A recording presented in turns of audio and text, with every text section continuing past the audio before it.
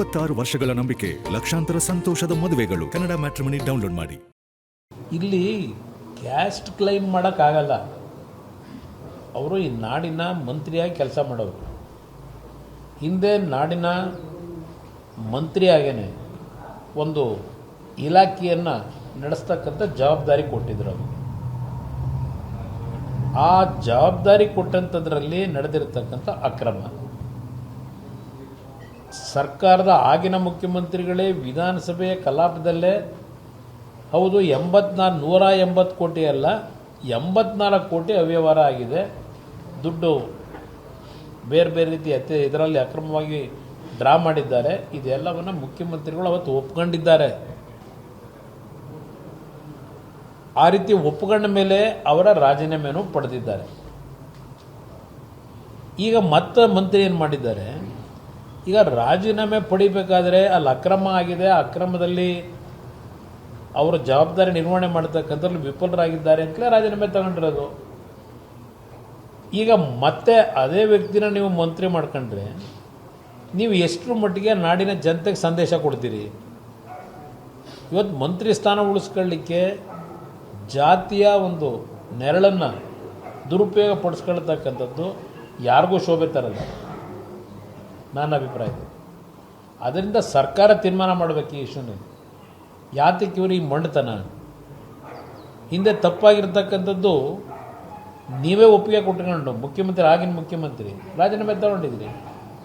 ಈಗ ಮತ್ತೆ ಯಾತಕ್ಕೆ ತಗೊಂಡಿದ್ದೀರಿ? ಯಾವ ಕಾರಣಕ್ಕೆ? ಬಹುಶಃ ಕೆಲವರು ಹೇಳ್ತಕ್ಕಂಥ ಪ್ರಕಾರ, ನನಗೇನು ಆ ಮಾಹಿತಿನ ಅದರ ಬಗ್ಗೆ ನಾನು ಡೆಪ್ತ್ಗೆ ಹೋಗಿಲ್ಲ. ನನ್ನ ಗಮನ ಇರೋದು ಇವತ್ತು ರಾಜ್ಯದಲ್ಲಿ ಬರಗಾಲ, ರೈತರು ಬೆಳೆ ಹಾಕಿಲ್ಲ, ಹಲವಾರು ಭಾಗದಲ್ಲಿ ಆತ್ಮಹತ್ಯೆಗಳು ನಡೀತಾ ಇದೆ. ಇದೆಲ್ಲ ಡೈವರ್ಷನ್ ಆಗ್ತಾ ಇದೆ ನನ್ನ ಅಭಿಪ್ರಾಯ ಇದೆ.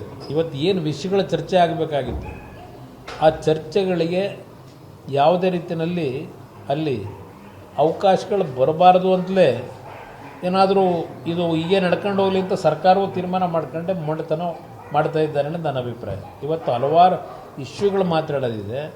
ಬೆಳೆ ವಿಮೆ ಹೆಸರಿನಲ್ಲಿ ರೈತನಿಗೆ ಧೋಖಾ ಆಗ್ತಾ ಇದ್ದಾರೆ, ಮೋಸ ಆಗಿದೆ, ಬೆಳೆ ವಿಮೆ ಹಣ ಬಂದಿಲ್ಲ, ಈಗ ಹಲವಾರು ರೀತಿ ಸಮಸ್ಯೆಗಳಿದೆ.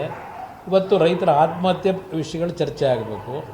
ಇದು ಯಾವುದೂ ಚರ್ಚೆ ಇಲ್ಲ. ಈ ಸರ್ಕಾರಕ್ಕೆ ಅದರ ಬಗ್ಗೆ ಗಮನವೂ ಇಲ್ಲ. ಈ 3 ತಿಂಗಳಾಯ್ತು ಏನೋ ಗೊತ್ತಿಲ್ಲ. ಈಗ ಈ ರಾಜ್ಯದ ಮುಖ್ಯಮಂತ್ರಿ, ಈಗಿನ ಮುಖ್ಯಮಂತ್ರಿ ಬಂದು ಯಾವತ್ತಾದರೂ ಒಂದು ದಿನ ಈ ನಾಡಿನ ರೈತರ ಬಗ್ಗೆ ಅವ್ರು ಚರ್ಚೆ ಮಾಡಿದ್ದು ಏನಾದರೂ 3 ತಿಂಗಳಾಯಿತು ಮಾಧ್ಯಮದ ಸ್ನೇಹಿತರನ್ನು ಭೇಟಿ ಮಾಡಿದಾಗ ಎಲ್ಲಾದರೂ ನೀವು ಕೇಳಿದ್ದೀರಾ? ಇಲ್ಲ. ಈ ರಾಜ್ಯದಲ್ಲಿ ಈಗಿನ ಈ ಒಂದು ಸಮಸ್ಯೆ ಬಗ್ಗೆ ನಾವು ಏನು ಮಾಡ್ತೀವಿ, ರೈತರಿಗೆ ಏನು ಆತ್ಮಸ್ಥೈರ್ಯ ತುಂಬಬೇಕು ತುಂಬಿದ್ದಾರೆ. ಬೆಂಗಳೂರು ಸುತ್ತಮುತ್ತಲೇ ಗಿರಿಕೆ ಹೊಡಿತಾರೆ. ಏಕೆಂದರೆ ಅವರ ಜ್ಞಾನ ಇರೋದೆಲ್ಲ ಈ ಒಂದು ಫಲವತ್ತಾದಂಥ ಬೆಳೆ ಬಾಳ್ತಕ್ಕಂಥ ಭೂಮಿಗಳಲ್ಲಿ ಯಾವ ರೀತಿ ನಾನು ವ್ಯವಹಾರ ಮುಂದುವರಿಸ್ಕೋಬೇಕು, ಇದೇ ಅವರಲ್ಲಿರ್ತಕ್ಕಂಥ ಪ್ರಾಮುಖ್ಯತೆ ಪಡೆದಿರ್ತಕ್ಕಂಥ ಅಂಶಗಳು ಈಗಿನ 3 ತಿಂಗಳು ಅವರು ಆಡಳಿತ ನೋಡಿದಾಗ. ಕಾಂಗ್ರೆಸ್ ಸಚಿವರು ಶಾಸಕರುಗಳೇ ಪ್ರತಿಭಟನೆ ಮಾಡಿದ್ದಾರೆ, ಸದನ ನಡೆಯಕ್ಕೆ ಬಿಡ್ತಾ ಇಲ್ಲ ಸದನ. ಒಬ್ಬ ಇವತ್ತು ಮಂತ್ರಿಯ ಮೇಲೆ ಇರ್ತಕ್ಕಂಥ ಒಂದು ಘಟನೆಗಳೇನು ನಡೆದಿದೆ ಅವರು ಮಂತ್ರಿ ಇದ್ದಾಗ, ಇನ್ನೂ ಅದಕ್ಕೆ ವಾಸ್ತವಾಂಶಗಳು ಬರಲಿಲ್ಲ. ತನಿಖೆ ನಡೀತಾ ಇದೆ. ತನಿಖೆ ನಡೀತಾ ಇದ್ದಾಗ ಇವತ್ತು ಈ ಸರ್ಕಾರ ಆ ತನಿಖೆಯ ದಾರಿಯನ್ನು ತಪ್ಪಿಸಿದೆ. ಈಗಾಗಲೇ ಬಹುಶಃ ಕೆಲಸ ಮಾಡ್ತಾ ಇದ್ದಂಥ ವ್ಯಕ್ತಿ ಆತ್ಮಹತ್ಯೆ ಮಾಡ್ಕೊಳ್ಳದೆ ಹೋಗಿದ್ದಾರೆ. ಆ ವಿಷಯವನ್ನು ಬರೆದಿಟ್ಟು ಹೀಗಾಗಿದೆ, ನನ್ನ ಮೇಲೆ ಒತ್ತಡ ಹಾಕಿದ್ರು ಅಂತೇಳಿ ಅವನು ಬರೆದಿಟ್ಟು ಆತ್ಮಹತ್ಯೆ ಮಾಡ್ಕೊಳ್ಳದೆ ಹೋಗಿದ್ರೆ ಈ ದುಡ್ಡು ಹೊಡೆದಿರ್ತಕ್ಕಂಥದ್ದು ಮುಚ್ಚೆ ಹಾಕೋರು. ಈ ಉದಾಹರಣೆಗೆ ಈಗ ಗೃಹಲಕ್ಷ್ಮಿ ಯೋಜನೆಯಲ್ಲಿ 5,000 ಕೋಟಿ 2 ತಿಂಗಳು ಹಣನೇ ಕೊಟ್ಟಿಲ್ಲ ಅಂತಕ್ಕಂಥದ್ದು ಇವತ್ತೇನು ಚರ್ಚೆ ಆಯಿತು. ಈ ಕ್ಷಣದವರೆಗೆ 5,000 ಕೋಟಿ ಪರಿಸ್ಥಿತಿ ಏನಾಗಿದೆ, ಅದು ಜನಕ್ಕೆ ತಲುಪ್ದೋ ಇಲ್ಲ ಅದು ಎಲ್ಲಿ ಹೋಯ್ತು ಅಂತಕ್ಕಂಥದ್ದನ್ನಾದ್ರೂ ಇವತ್ತು ಮಾಹಿತಿ ಇಟ್ಟಿದ್ದಾರೆ. ಇವತ್ತವರೆಗೆ ಅದು 5,000 ಕೋಟಿ ಸದ್ದೇ ಇಲ್ಲ.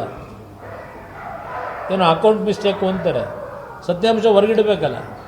ಅದರಿಂದ ಇಲ್ಲಿ ಆ ವ್ಯಕ್ತಿಯನ್ನು ಇವತ್ತು ಯಾವ ಕಾರಣಕ್ಕೋಸ್ಕರವಾಗಿ ಇವತ್ತು ರಕ್ಷಣೆ ಕೊಡಲಿಕ್ಕೆ ಹೊರಟಿದ್ದಾರೆ, ಇಲ್ಲ ಆ ಘಟನೆಯಲ್ಲಿ ಇನ್ಯಾರ್ಯಾರ ಪಾತ್ರಗಳಿದೆ ಅದೆಲ್ಲವನ್ನು ಎಲ್ಲಾದರೂ ಎಕ್ಸ್ಪೋಸ್ ಮಾಡಿದ್ರೇನು ಅಂತ ಹೇಳಿ ಹೆದರಿಕೆಯಿಂದ ಬಹುಶಃ ವ್ಯಕ್ತಿ ರಕ್ಷಣೆ ಕೊಡ್ತಾ ಇದ್ದಾರೆ ಸರ್ಕಾರ. ಅದ್ರ ಮುಖಾಂತರ ಸದನ ನಡೀತಾ ಇಲ್ಲ. 26 ವರ್ಷಗಳ ನಂಬಿಕೆ, ಲಕ್ಷಾಂತರ ಸಂತೋಷದ ಮದುವೆಗಳು. ಕನ್ನಡ ಮ್ಯಾಟ್ರಿಮನಿ ಡೌನ್ಲೋಡ್ ಮಾಡಿ.